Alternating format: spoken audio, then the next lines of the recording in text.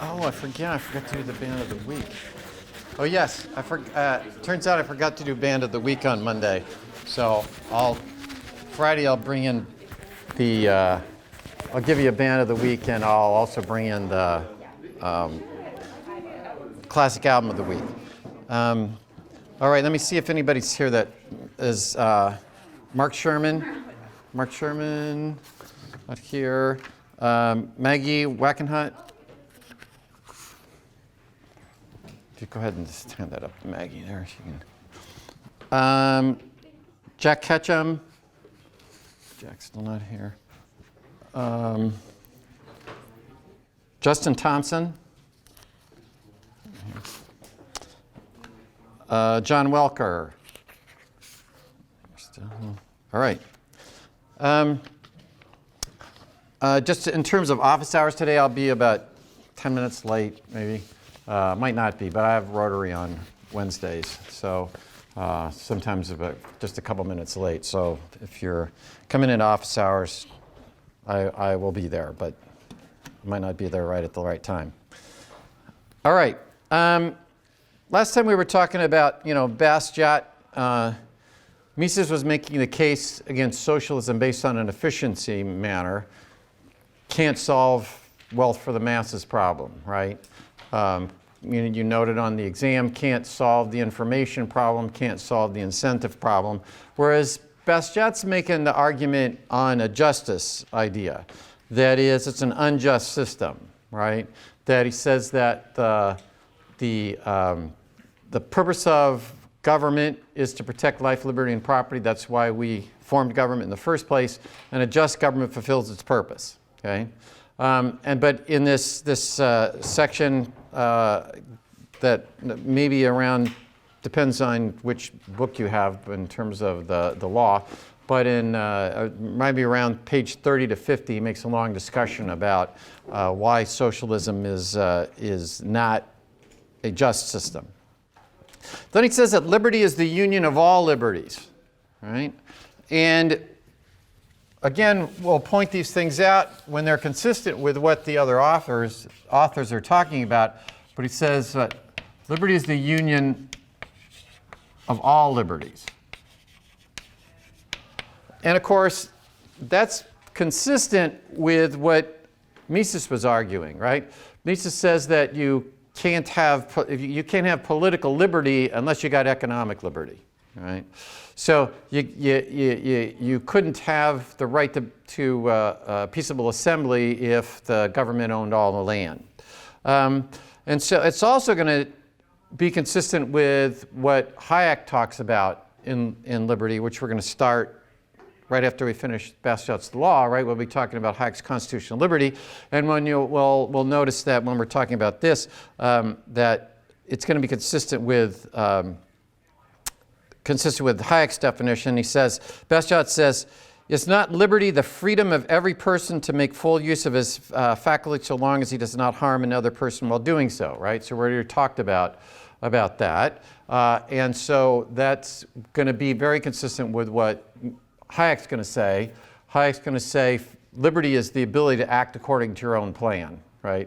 And only your plan can't be to steal my stuff, okay? But as long as you're not stealing my stuff, and when we do Bastiat's Hayek's constitutional liberty, we're going to notice that when do you need the government to come in? When do you need a law? It's when what you want to do conflicts with what I want to do. So the government's got to decide who has the right? Do you have the right to go 100 miles an hour, or do I have the right for you to take proper precaution when you're driving? Which again we talk about in law and economics. We spend a good deal of time looking at that. Then he says that socialists want a dictatorship so they can mold the law. Why are you a socialist, right? So you can mold the law. That is, you can make the law so that society will fit with what your vision of society ought to be.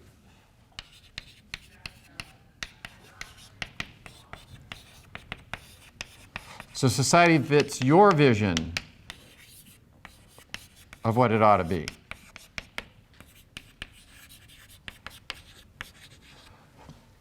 That is, if you're Bernie Sanders, you don't like the way the system is going to show up, what society is going to show up, because some people will be in a capitalist system, some people will be highly productive and make lots and lots of money, and some people will be less productive and not make very much money, and you don't want that system to work, right? You think the world ought to look different. You think that people in general ought to get about the same amount of stuff, okay? So notice how this is different from what Mises was saying. Mises was saying socialists would like to create wealth for the masses just like capitalists, but they can't do it, right? That socialism can't end up with wealth for the masses. Whereas Bastiat is saying, what do socialists want to do? They have a vision of what the world ought to be, and they're going to make the world. They want to make the world in their vision, right? So they want to be in control of what's going on. And so what would happen is they basically going to have a dictatorship, right? I mean, that's really what he's implying. And so what do we notice? You notice that, you know, we did say that you could have economic liberty without political liberty, right? Hong Kong and Singapore being examples. But generally it's consistent that if you have a centrally planned system, it's authoritarian. So if what you were to do is you were to look at comparisons of the amount of political freedom versus economic freedom, you'll find that if you don't have very much economic freedom, what do you got? You're going to have if you're going to have a centrally planned state, somebody's got to be in charge of it, right? So, well, you're going to have authoritarian governments if you're going to have a socialist system, which is what Bastiat is saying, and of course that's just a logical extension of thinking through what does central planning mean. If you're, central planning means that, the government, if the government's going to own the resources, then the person in the government is going to decide, here's how much we're going to produce here, here's how people are going to get, here's how people are going to get the products distributed to them, here's what, who's going to get what, etc. And of course, when you are watching the debates or where you're listening to people running for office, it'll tend to reflect that. If you are more on the central planning side, what you're going to do is you're going to say, here's my vision for what the world ought to look like, okay? And if you make me the president, or you make me the senator, or you make me the state representative, then I'll go and make the world look like this, okay?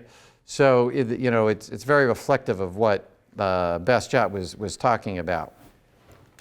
Then he has this question to Louis Blanc, right? So he's got this letter to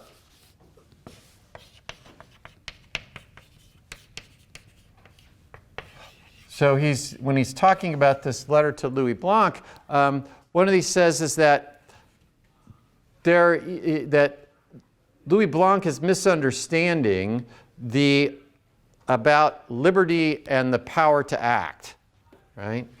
There's a misunderstanding between the idea of liberty and the power to act.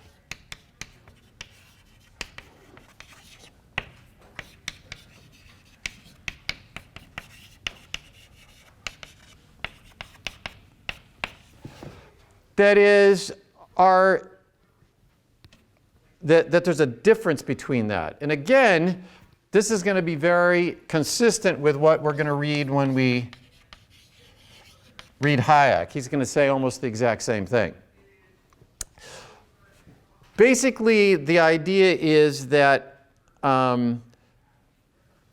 if you have more options than I do, if you have more chances, if you have more power to act than I do, then you're more free than I am. So that if we do it that way, it would say that I can take more, I'm wealthier than you, so I can take more vacations than you do, or I can go to, I can go on a vacation to the Bahamas and you can't, okay? Because you don't have enough money to go buy, a trip to the Bahamas. If that's how you define freedom, right? If that's how you define liberty, is to say it's the power to do things, then wealthier people are going to have way more things that they can do than less wealthy people.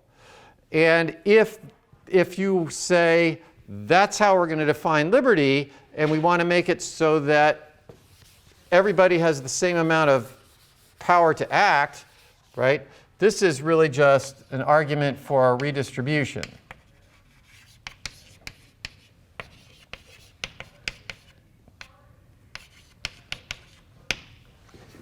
Because your ability to do things, the number of options open to you is going to be greater the amount of income that you have. And what is that? This is what Bastiat's been talking about as legalized plunder, right? That is,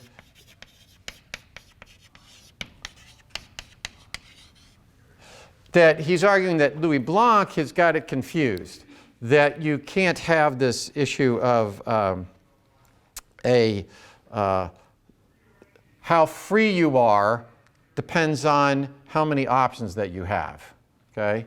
And again, if you listen to people that are running for office, the implication is that if you can't afford to send your child to college, or if you can't afford to pay for college yourself, then you're somehow less free. And so what we need to do is to make it so that everybody can go to college. I don't know if you've been following, there's this presidential election that's going on, but one of the candidates is going to have it so that community colleges are free to everybody, right? And there will, there'll be more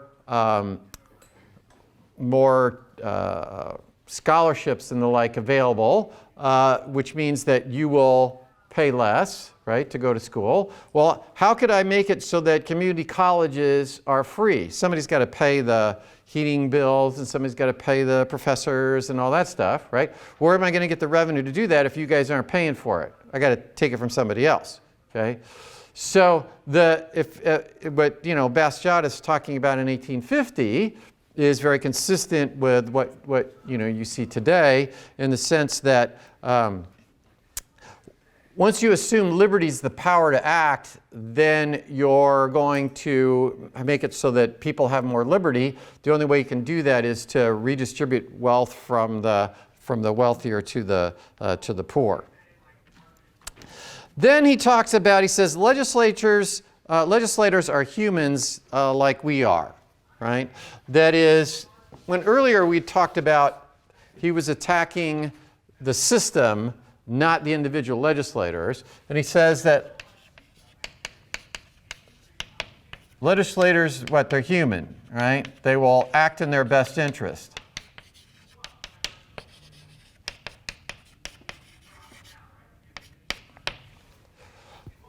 Again, we noted that the law is,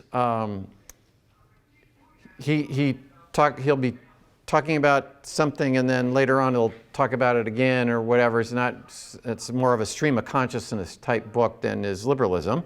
But what he says here is that they're going to respond to incentives in the legal structure just like they'll respond to incentives when they're at the grocery store.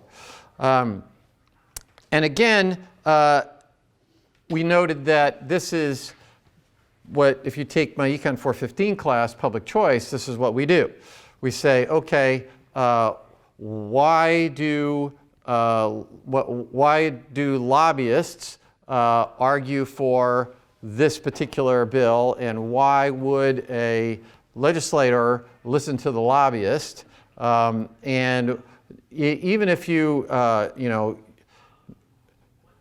even if you knew that this was going to cause a problem, this piece of legislation would cause a problem, you might go ahead and do it anyway because you know that your constituency would sort of want it, and therefore it's in your best interest to do that, even if you knew that the end result would be a problem. When I was Congressman Smith's chief of staff, we had this minimum wage bill that came up, and the United States Senator at the time from Michigan just said, hey, I know this is going to cause this problem here that you talked about on the midterm, but it's too hard to explain to my constituents, and so I'm going to vote for it. Okay? So it was in his best interest to vote for it, even though he knew there'd be, people that were unemployed, and maybe he thought that the cost to the people that became unemployed was greater than the benefits to the people who retained their job but got a higher wage. So Bastiat's just making the point that, again, we talked about how public choice theory doesn't really start becoming common in economic literature until about 1960, and he's writing in 1850. So he's sort of again a forerunner of public choice theory, and just saying, hey, however you structure the law, the legislators are going to respond to the incentives. And again, we talked earlier, he's not attacking the individual legislators. He's saying once the government can engage in legalized plunder, once that's the rules of the game, here's what's going to happen. Okay? So if you want to solve the problem of legalized plunder, if you want to create a just government, then we've said this before, you have to go out and you have to basically win the battle of ideas.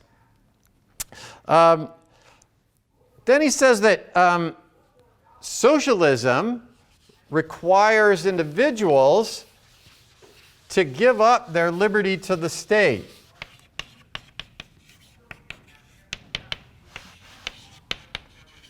Socialism requires individuals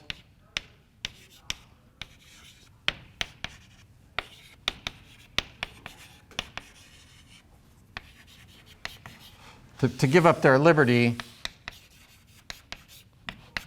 to the state. In that socialism is government ownership, right? And then what happens is the responsibilities of government become very large.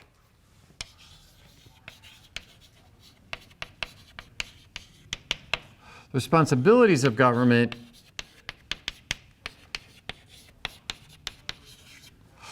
remember that for Bastiat, a just government does what? A just government, its responsibility is limited to what? The protection of life, liberty, and property. That's all it's got to do, right? It doesn't have to provide health care, right? It doesn't have to provide a certain amount of higher education for everybody, right? It doesn't have to provide the individual with a certain level of nutrition, okay? Now, once this happens, once you are in the system, this socialist system, you're expecting the government to fix this problem, right? You're going, wow, we don't have very much education. We don't have enough higher education among people, so what should we do? The government should be taking care of that, right? And again, when you're listening to people running for president or Congress or the US Senate or whatever, you may get people that you'll probably be listening to people that will say, it's government's responsibility to do this, here's my plan. How often do you hear, here's my plan to do this, right? This is, Joe Biden's plan for healthcare, okay? Well, if you're Bastiat, you'd be saying, well, wait a minute, that's not government's responsibility. I can't blame the government that people don't have health care, right? I can't blame the government that says the price of food is too high, okay? But once the government owns everything, you start thinking, okay, this is the government's responsibility to do everything. And what's the problem, right? The government really can't fulfill these obligations, right? what will happen is the government can fulfill these obligations.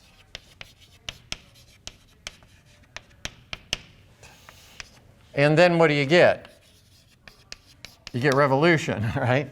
You get people that are, people are going to say, hey, you know, the government should be doing this. Well, what are we going to do?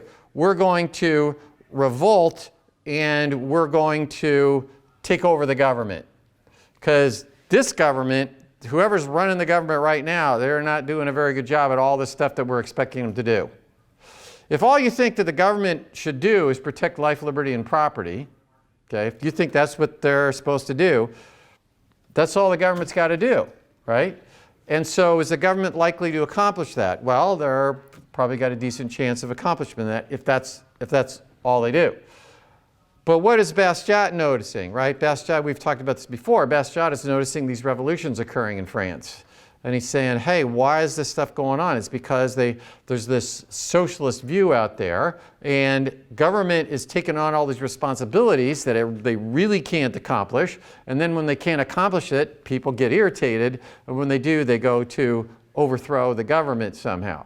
Now, we, again, don't overthrow the government very often in the United States by having warfare, right?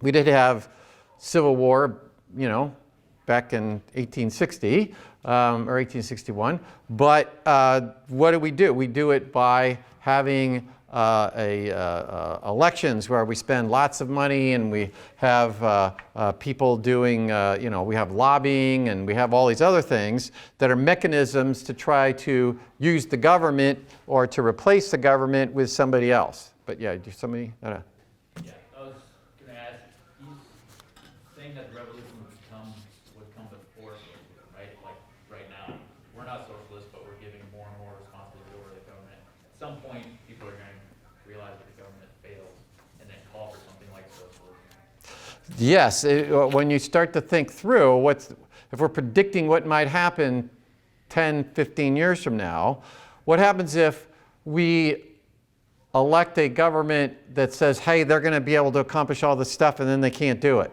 right? Well, will other people come in and say, hey, the reason they didn't accomplish this is because government's not capable of doing that, right? Go read Mises's Liberalism, okay?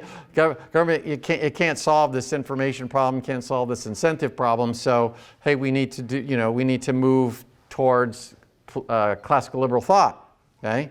Or do we just keep going back and forth? Then we have a let's say the Republicans would come out, let's say the Democrats win, and they go through 4 years, and Medicare for all is resulting in higher and higher costs, and people aren't able to get the health care that they want because they're waiting in line to do this because there's a shortage of medical services, et cetera. And then the Republicans come in and say, hey, I got a better Medicare for all plan, right?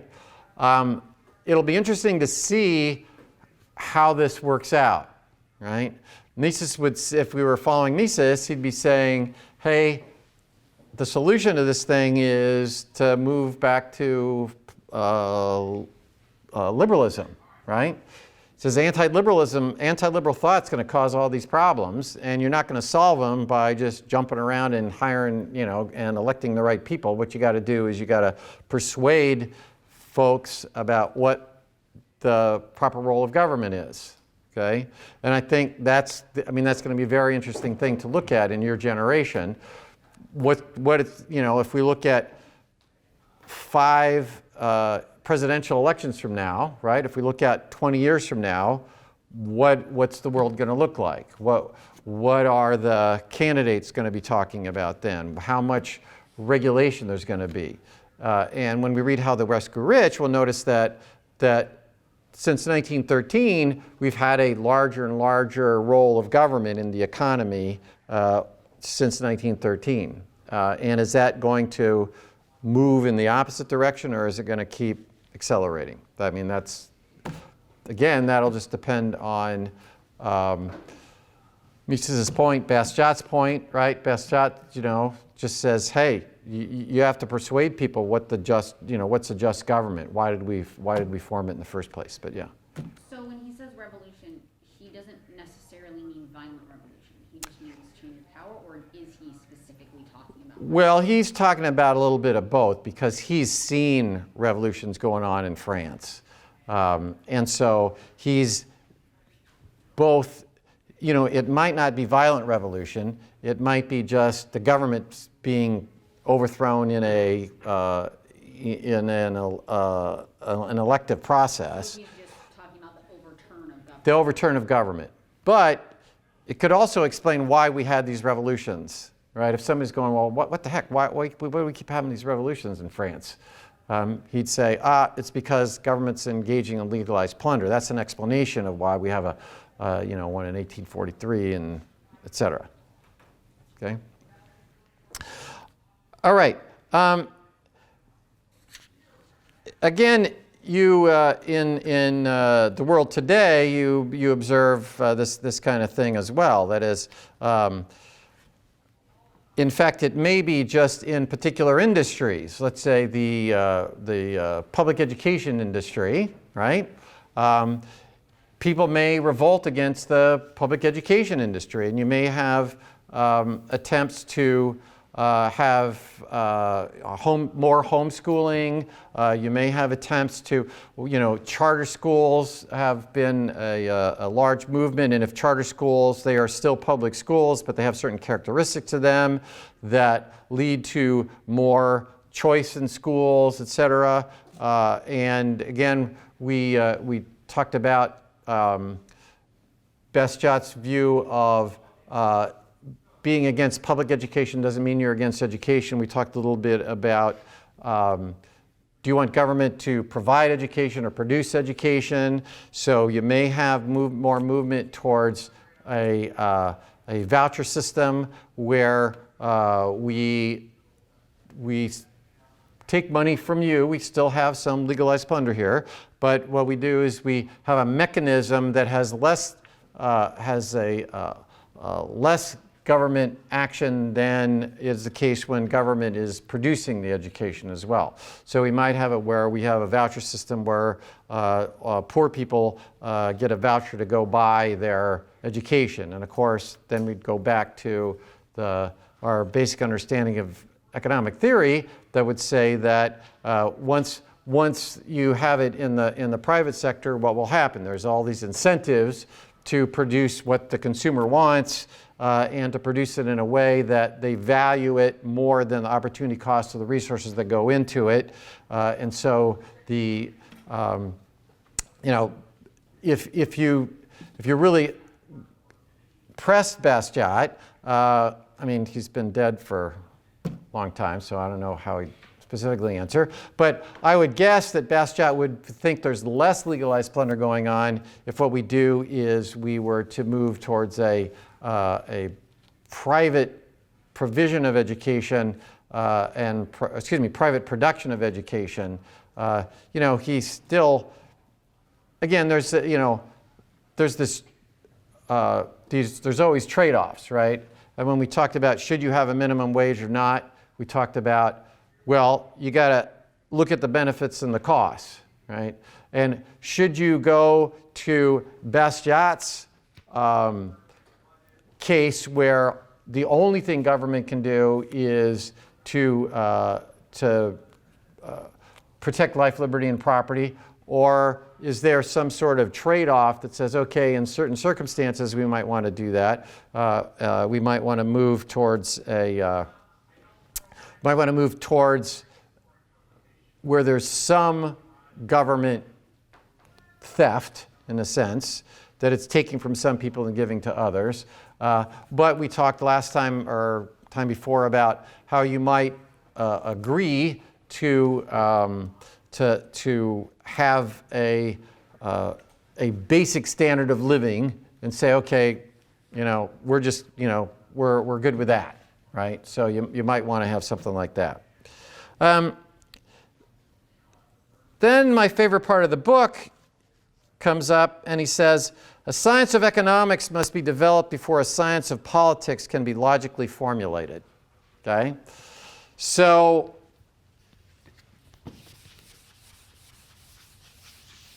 how many have had the Politics 101 class? I suppose you brought that up to the politics professor, right? You said, oh, by the way, you know, before we go on and talk about politics, we need to have an understanding of economics first, right? But so it says a science of politics, or excuse me, a science of economics is logically prior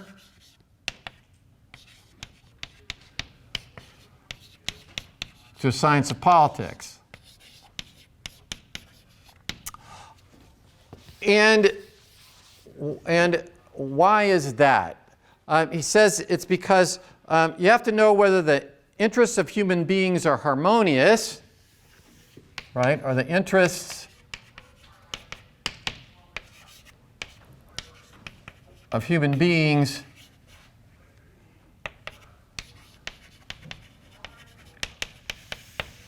are they harmonious or antagonistic? Antagonistic. Before we know what the proper role of government is.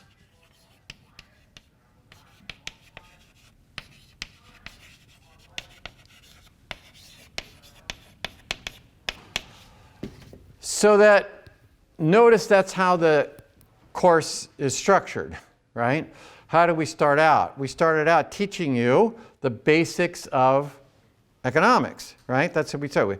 Let's talk about demand and supply and how profit works, which you all did on the first midterm, right? You were able to tell me how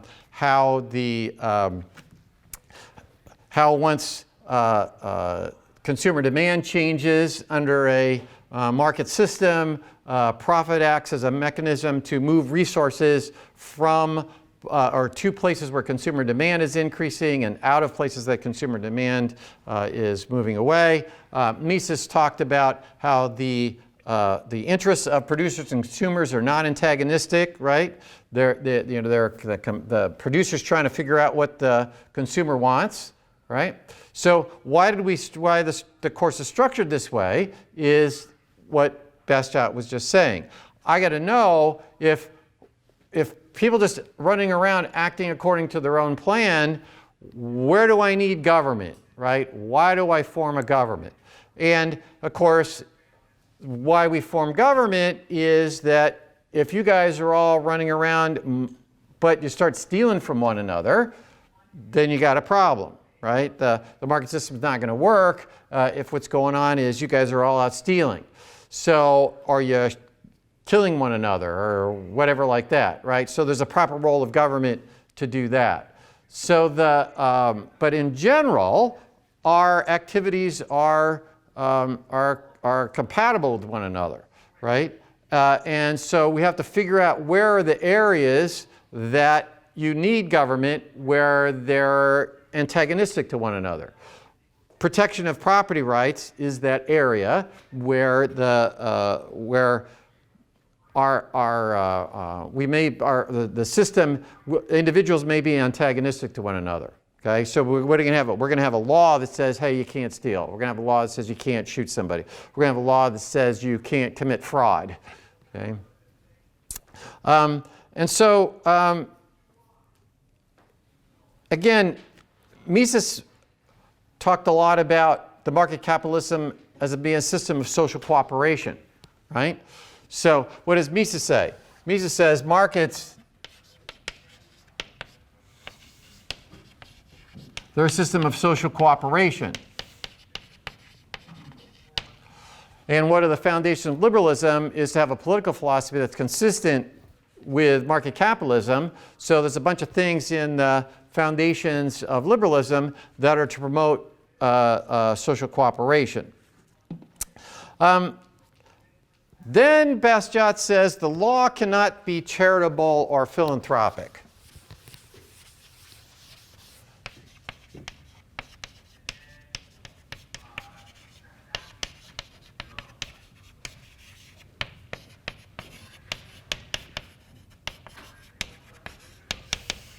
right? The law can't be charitable or philanthropic. You can only be charitable if you're acting of your own accord, right? You are charitable, right, only if you're acting of your own accord. You wanted to do it.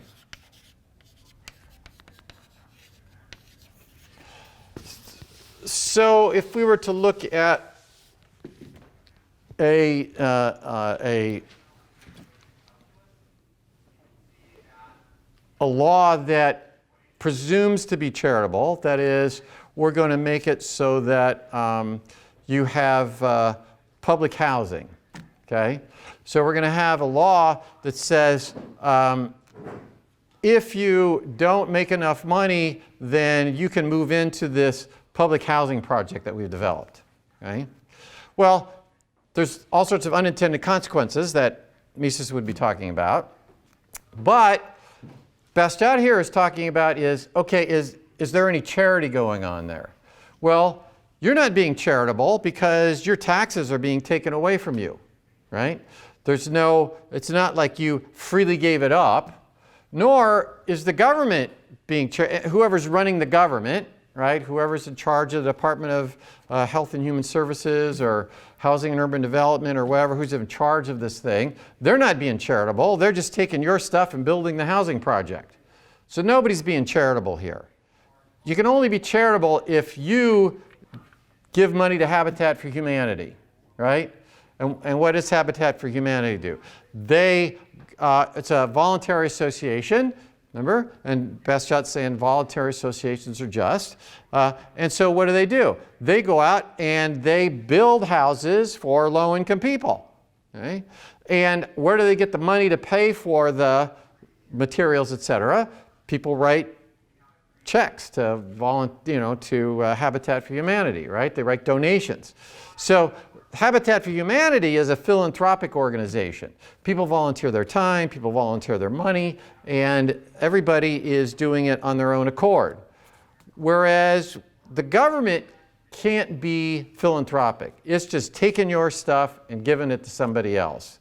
You're not being philanthropic when your stuff's being taken from you, and whoever's in charge of the government program's not being philanthropic because they're using your money or your time or whatever to go out and do that.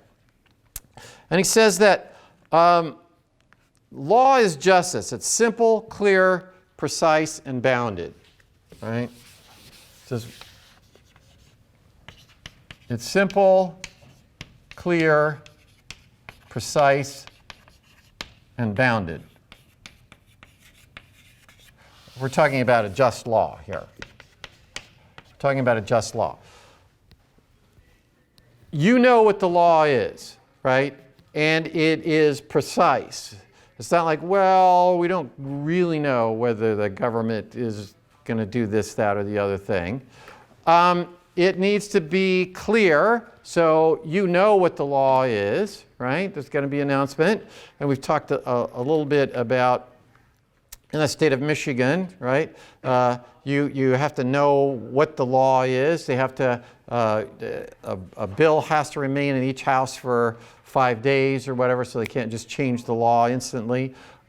So you know what the law is. And it's going to be bounded. If what a government is doing is protecting life, liberty, and property, it's pretty clear, relatively clear, this is the role of government. If you were to pass this law, you'd have to explain to the people why this protects somebody's life, liberty, and property. That's what you'd have to do.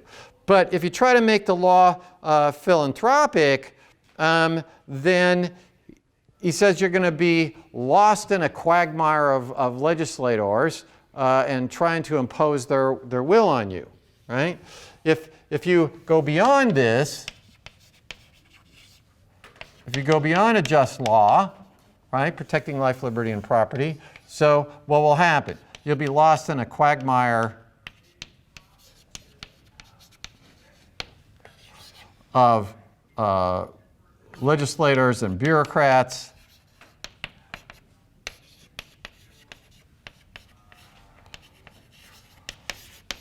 forcing you to act according to their plan.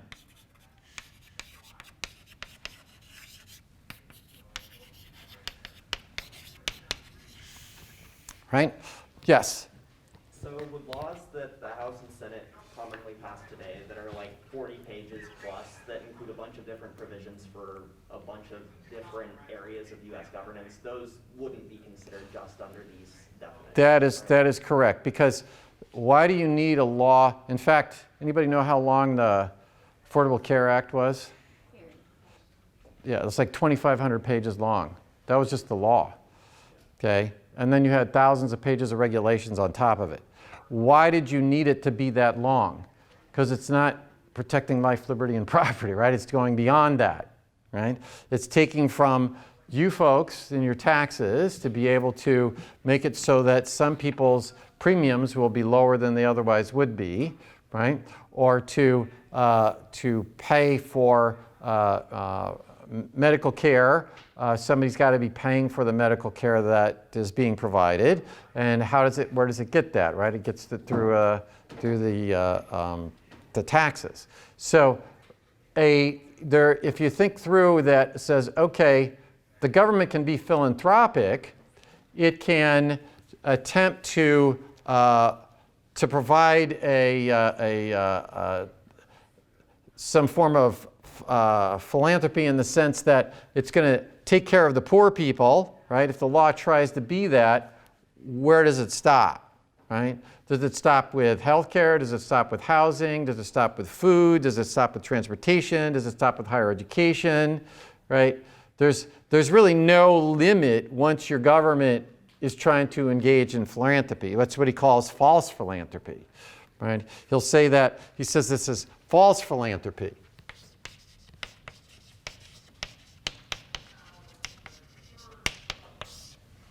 Right? That it can't be, it's not true philanthropy when the government is out doing something. It's what he calls false philanthropy, and there's no end to it. It's interesting that in the next piece he says that he's arguing that if the law were simply just, protecting life, liberty, and property, he says that at least you wouldn't, okay, the courts at least would not be used to engage in legalized plunder. And he says, okay, at least we're not there. Right? He says, you know, he's watching in the executive and the legislative branch, he's watching this engaging in legalized plunder, but it hasn't gotten to the courts, right? He says, at least we're not here, right? In fact, this is a quote. He says, have the people ever been known to rise against the Court of Appeals in order to get higher wages, free credit, tools of production, favorable tariffs, or government-created jobs? Okay? Today, I don't know if you've been following this, but there's an opening in the United States Supreme Court, and there's been discussions at about who should appoint the person, like should the current president wait till the election's over and maybe the other party wins, and what they're worried about, well, if this president appoints the person to the Supreme Court, then all these things will happen, right? Maybe they'll get rid of the Affordable Care Act, etc. Okay? Why is it important? In fact, when the president in 2016, when the Republicans were talking about why you should vote for the Republican candidate, one of the things was there's going to be Supreme Court openings, right? And you need to vote for the Republican because the Republican's going to appoint people to the Supreme Court. If all the court did was simply read the language of the law, right, if you couldn't use the court to engage in legalized plunder, then why would it matter whether a Republican or a Democrat appointed someone to the Supreme Court? The very fact that the appointment of the Supreme Court justice is a political issue now must be because the courts can be used to engage in legalized plunder, right?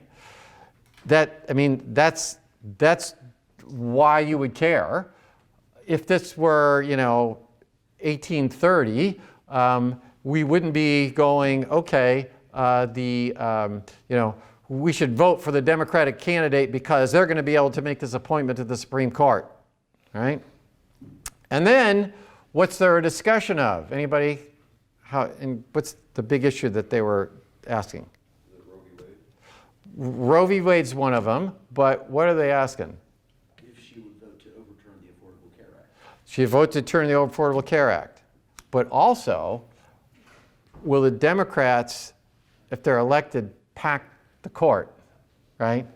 That is, why would they elect more people? Why would they vote to add people to the Supreme Court unless they wanted to engage in legalized plunder, right? If all the court can do is read the language of the law, that's all it can do.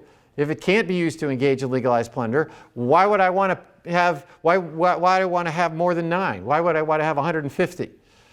And when we read Hayek's Constitution of Liberty, one of the things he's going to bring up is the attempt during the Roosevelt administration, their claim that they were going to pack the court. They were going to elect more members to the court, and that had an effect on the Supreme Court's opinion. When we again read Constitutional Liberty, we'll talk more about it. But basically, the threat to pack the court affected or may have affected the rulings by the court with regard to some aspects of the New Deal. Okay, so again, this part is that the point here is to notice that we are now gone beyond that. In 1850, Bastiat was saying, hey, at least the courts can't be used to engage in legalized plunder. You got the executive and legislative branches can, but they can't. But today, it's clear that who is appointed to the Supreme Court is a political issue. And why would it be a political issue? It would be a political issue because you can use the government to engage in legalized plunder, use the courts to engage in legalized plunder.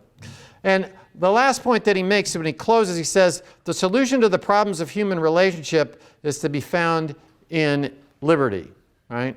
The solutions to the problems of human relationship are to be found in individual liberty. That is,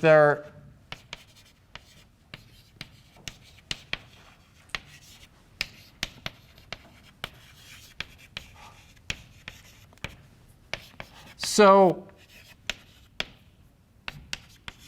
he's really saying pretty much what Mises is saying as well. He's saying, you know what? If we've got problems in human relationships, that is,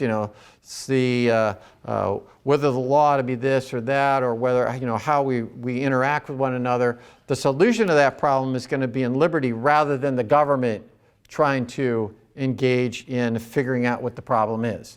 Okay, that is, if this problem is in you taking my stuff, okay, or you threatening my life, there's a role for government there.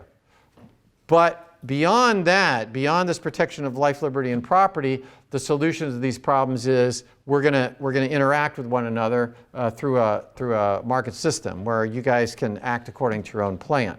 And again, Hayek is, and how does this happen? He says that we got to limit the government. And That's what Hayek's book is about. Hayek's book about it's called the Constitution of Liberty, right? How can we limit our government to allow us to have the maximum amount of liberty? All right, so we've now finished Bastiat's The Law, and between, for the second midterm, what we're going to do is we're going to get through the Constitution of Liberty. We're only going to do the first 12 chapters, and I'm not going to lecture in detail on all those chapters. There'll be a couple of them where I'll just say, hey, go ahead and read it. It's, it's a historical piece or something like that, where you can figure it out yourself. But go ahead you can go ahead and start looking at the first few chapters of the Constitution of Liberty, and that's what we'll deal with when we start on Friday. And again, I'll probably be 5 minutes, maybe 10 minutes late for office hours today.